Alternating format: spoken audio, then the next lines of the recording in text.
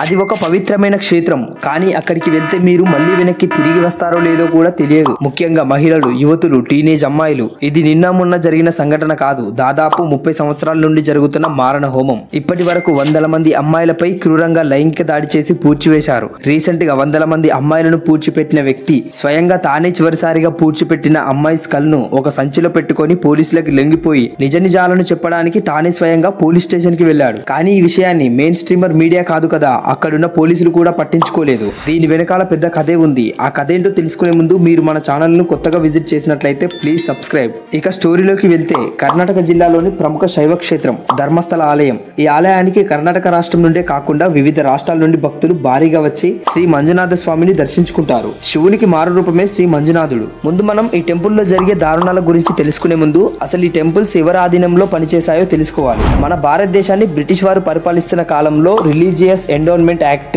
1863 ఉండేది. ఈ చట్టం ప్రకారం భారత్ లోని దేవాలయాలపై పూర్తి అధికారం బ్రిటిష్ వారికే ఉండేది. అంటే దేవాలయాల నుండి వచ్చే డబ్బుని పూర్తిగా బ్రిటిష్ వారే తీసుకునేవారు. కాలక్రమేణా భారత్ కు స్వతంత్రం వచ్చిన Hindu religious and charitable endowment act 1959ను తీసుకొచ్చారు. ఈ చట్టం ప్రకారం భారత్ లోని దేవాలయాలు కొన్ని స్టేట్ అథారిటీలో ఉంటే మరికొన్ని మాత్రం ప్రైవేట్ వ్యక్తుల మరియు మఠాల ఆధ్వర్యంలో ఉంటాయి. ఇలా ధర్మస్థల ఆలయం కూడా ప్రైవేట్ వ్యక్తుల ఆధీనంలో ఉంది. ఇక్కడి నుండే అసలు కథ మొదలవుతుంది. యాక్చువల్ గా ఈ మిస్టరీని బయట పెట్టడానికి ప్రయత్నించిన వ్యక్తి పేరు, తన డీటెయిల్స్ ను పోలీసులు కూడా బయట పెట్టలేదు. బట్ నేను కూడా ఈ స్టోరీ రూపంలో చెప్తున్నాను కాబట్టి ఈజీగా అర్థం అవడానికి నేను ఆ క్యారెక్టర్స్ కి ఒక పేరు పెడుతున్నాను. అతడి పేరే గురుమూర్తి. అది 1995. గురుమూర్తి అనే 20 సంవత్సరాల దళిత వ్యక్తి ధర్మస్థల ఆలయంలో పారిశుద్ధ కార్మికుడిగా పనిలో చేరాడు. ముఖ్యంగా నేత్రావతి నది పరిసర ప్రాంతాలను శుభ్రంగా ఉంచడం ఇతని పని. ఇలా ధర్మస్థలలో పారిశుద్ధ కార్మికుడిగా చేరిన గురుమూర్తి రోజు తన పని తాను చేసుకునేవాడు. ఇలా జరుగుతుండగా గురుమూర్తికి నేత్రావతి నది తీరంలో ఓ యువతి డెడ్ బాడీ కనిపించింది. అందరూ ఈ డెడ్ బాడీని చూసి ఆత్మహత్య చేసుకుని ఉంటుందని అనుకున్నారు. గురుమూర్తి కూడా అందరిలానే అనుకున్నాడు. కానీ మరుసటి రోజు నుండి గురుమూర్తికి వరుసగా అమ్మాయిల డెడ్ బాడీస్ కనిపించాయి. ఇలా ఒక్కో రోజు 2 డెడ్ బాడీస్ కూడా కనిపించేవంట. ఇదంతా చూస్తున్న గురుమూర్తి భయాందోళనకు గురయ్యాడు. దీనితో ధర్మస్థల ఆలయ పెద్దలకు ఈ విషయం గురించి చెప్పాలనుకొని వారి దగ్గరికి వెళ్ళాడు. ఇక్కడ వాళ్ళ పేర్లు మనం చెప్పకూడదు, సో క్యారెక్టర్స్ కి నేను పెట్టే పేర్లు రాజేంద్ర వర్మ, గజేంద్ర వర్మ. ధర్మస్థల ఆలయం పూర్తిగా వీరి ఆధ్వర్యంలో ఉంటుంది. దీనితో గురుమూర్తి రాజేంద్ర వర్మతో జరిగిన విషయం చెప్పాడు. రాజేంద్ర వర్మ పట్టించుకోలేదు. ఒకరోజు గురుమూర్తి తన పని తాను చేసుకుంటుండగా రాజేంద్ర వర్మ ఒక అమ్మాయి డెడ్ బాడీని పూడ్చిపెట్టమని చెప్పాడు. గురుమూర్తి లైంగిక దాడి చేసి హత్య చేసినట్లుగా గుర్తించాడు. దాంతో గురుమూర్తి ఆ అమ్మాయిని పూడ్చిపెట్టడానికి ఒప్పుకోలేదు. రాజేంద్ర వర్మ నిన్ను నీ కుటుంబాన్ని చంపేస్తానని బెదిరించాడు.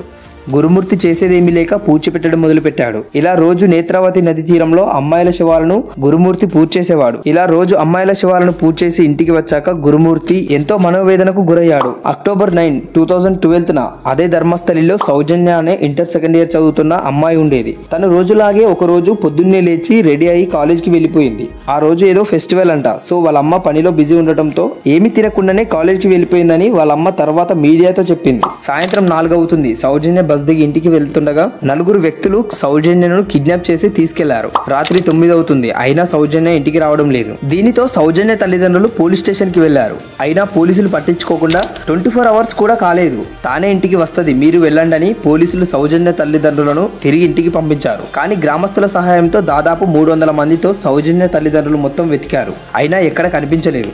రాత్రవడంతో దాంతో పాటు వర్షం పడడంతో చేసేదేమీ లేక ఇంటికి వెళ్లిపోయారు. తిరిగి మార్నింగ్ అంటే 10th అక్టోబర్ 2012న గాలింపు మొదలు పెట్టారు. నేత్రావతి నది తీరంలో సౌజన్య వికట జీవిగా పడి ఉంది. సౌజన్య ఒంటి మీద బట్టలు లేవు. చుండితో 2 చేతులు కట్టేశారు. ప్రైవేట్ పార్ట్ లో మట్టి పోశారు. ఇంత దారుణంగా హింసించి అమ్మాయిని చంపేశారు. కట్ చేస్తే ఆ రోజు గురుమూర్తి గ్రామంలో లేడని తెలిసింది.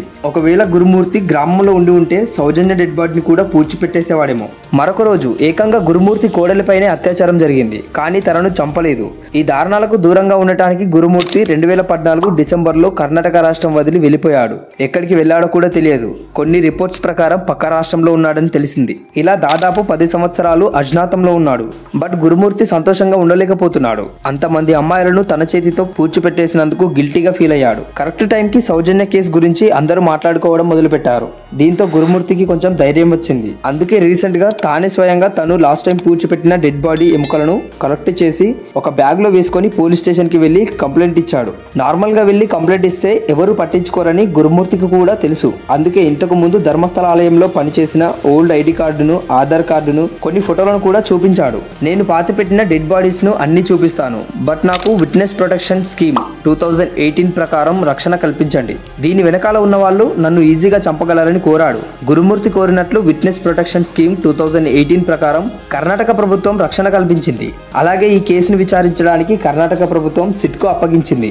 గురుమూర్తి మొత్తం 13 ప్రదేశాలలో అమ్మాయిలను పూడ్చిపెట్టాలని చెప్పాడు. దీంతో సిట్ అధికారులు ఆ 13 స్థలాలలో తవ్వకాలు ప్రారంభించారు. మొదటి 2 ప్రదేశాలలో ఎటువంటి మానవావశేషాలు లభించలేదు, కానీ 3వ ప్రదేశంలో మాత్రం మానవావశేషాలు లభించాయి. అవి మగవారివా ఆడవారివా అనేది తెలియాల్సి ఉంది. దానికోసం దొరికిన మానవ ఎముకలను ఫోరెన్సిక్ ల్యాబ్ కు పంపించారు. రిపోర్ట్స్ రావాల్సి ఉంది. అసలు ఇంతమంది అమ్మాయిల హత్యలకు కారకుడైన ఆ పెద్ద మనిషి ఎవరు? ఇన్ని సంవత్సరాలు గడుస్తున్నా, ప్రభుత్వం మారుతున్నా ఎందుకు ఆ పెద్ద మనిషిని ఎవరు ఏమి చేయలేకపోతున్నారు? సౌజన్య, అనన్య భట్ల హత్యలు సాధారణ హత్యలు కావని తెలిసినా ఎందుకు ఇంకా ఇప్పటికీ మిస్టరీలానే మిగిలిపోయాయి? అన్నీ తెలిసినా బెల్తంగిడి పోలీసులు ఎందుకు ఏమి చేయలేకపోతున్నారు? ఇది నా ఒక్కని ప్రశ్న కాదు, ప్రస్తుతం సమాజంలో అందరి మధ్యలో మెదులుతున్న ప్రశ్నలు. సౌజన్య, అనన్య భట్ల కేసుల గురించి ఈ వీడియోలో నేను కంప్లీట్గా చెప్పలేదు. నెక్స్ట్ వీడియోలో కంప్లీట్గా ఎక్స్ప్లెయిన్ చేస్తాను. ధర్మస్థల కేసు విషయంలో నిన్నటి వరకు వచ్చిన అప్డేట్స్ ని చెప్పాను. ఇక ముందు ఈ సంఘటనపై ఎలాంటి అప్డేట్స్ వచ్చినా మన ఛానల్లో వీడియో పోస్ట్ చేస్తాను. మీకు ఈ వీడియో నచ్చినట్లయితే వీడియోకి ఒక లైక్ కొట్టి మన ఛానల్ని సబ్స్క్రైబ్ చేసుకోండి.